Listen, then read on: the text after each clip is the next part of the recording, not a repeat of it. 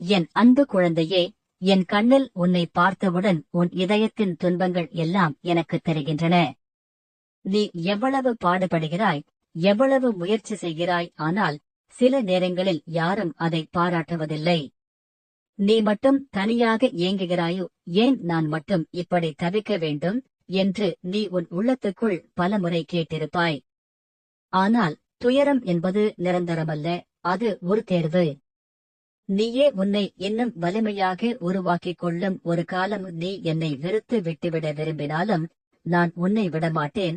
நீ நடக்கிற பாதை சரியானது. உன்னை யாரும் கீழே தள்ளிவிட முடியாது. வேறு யாரும் உன் துன்பத்தை புரியாவிட்டாலும் நான் புரிந்து கொள்ள இருக்கின்றேன். இப்போது நீ உன் கண்ணீர் துடைத்துக்கொள். நீ வெற்றி காணும் நாள் வரும். அது இன்று இல்லை என்றாலும் நாளை நிச்சயம் வரும். இது என் சத்திய வாக்கு. உனக்காக நான் கூறுவது இதை விளையாட்டாக எண்ணி விடாமல் இதன் வழியே அனைவரையும் அடையும் படி செய்து ஓம் சரவணபவ என்று பதிவு செய்.